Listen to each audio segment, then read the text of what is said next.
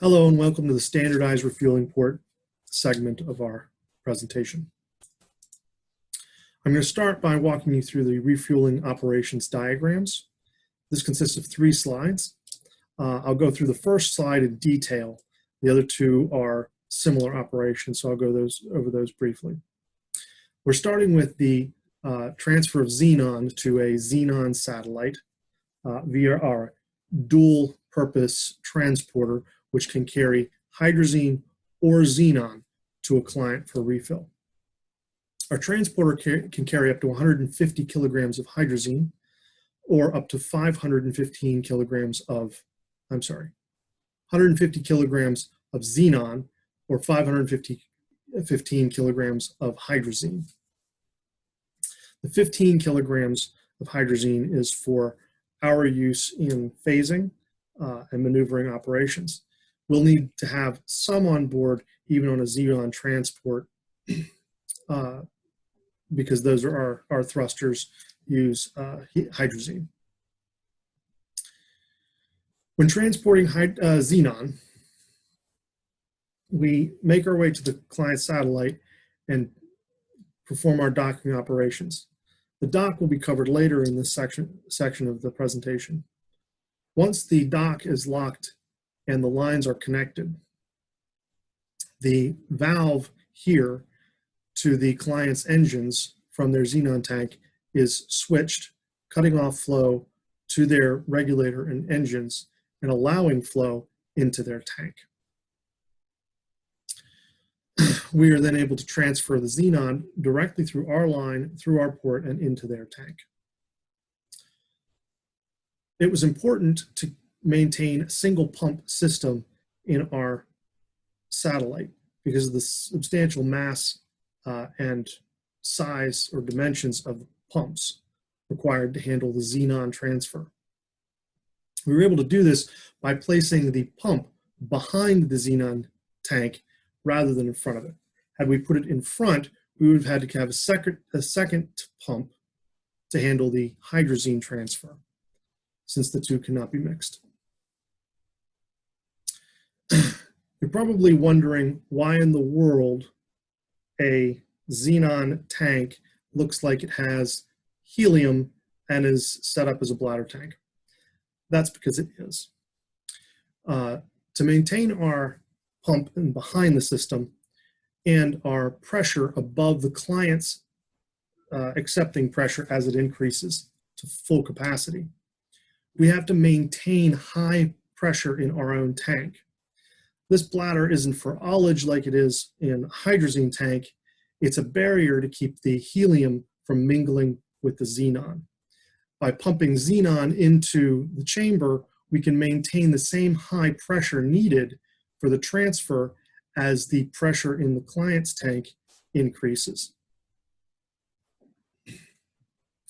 So as the xenon is removed and the pressure decreases, we use the pump to step up the pressure into the backside of the tank to maintain the overall pressure that we need to force the xenon through and into the client's tank up to their operating pressure and the number of kilograms that they are desiring. That brings us to slide 2. Once we've docked and we've switched over for hydrazine transfer at that point,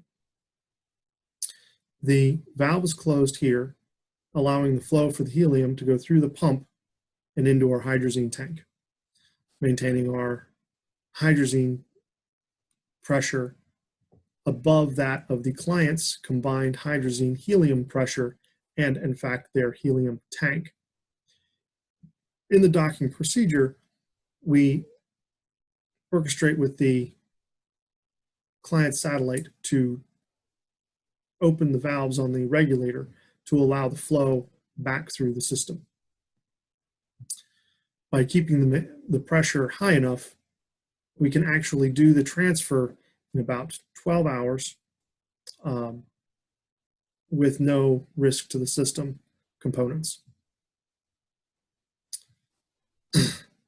This ability to push the helium back through allows us to not have to vent and refill the helium tank or their pressurant tank, whatever it may be, on a hydrazine system.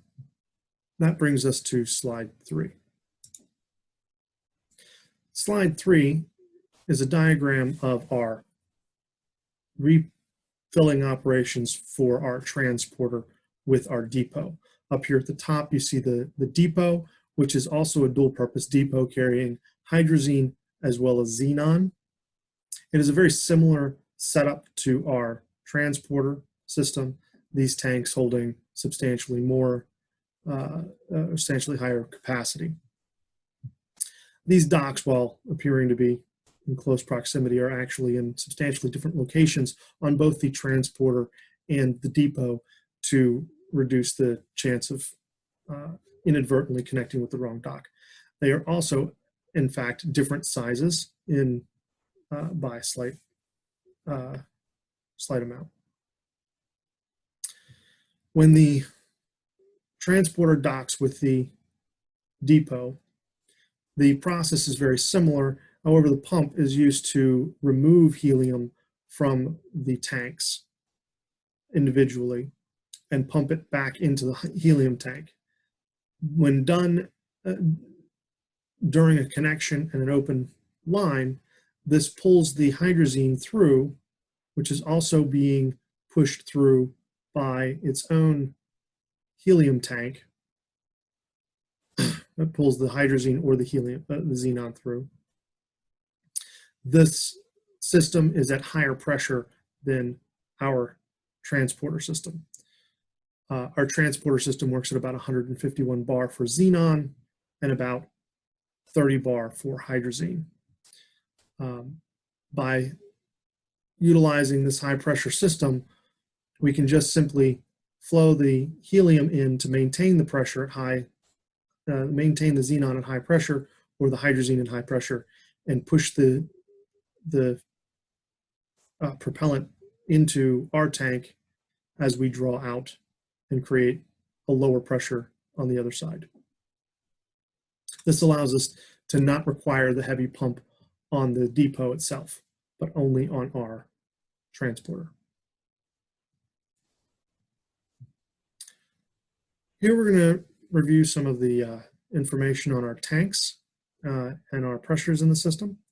The ability to switch to a Kevlar 49 with an aluminum 750 matrix composite tank allowed us to reduce the mass of our transporters as well as our depots substantially and give us the ability to combine xenon and hydrazine on a single transporter and a single depot. As you can see here, the port diameters vary widely on the client satellites. Our solution to that is the standardized port.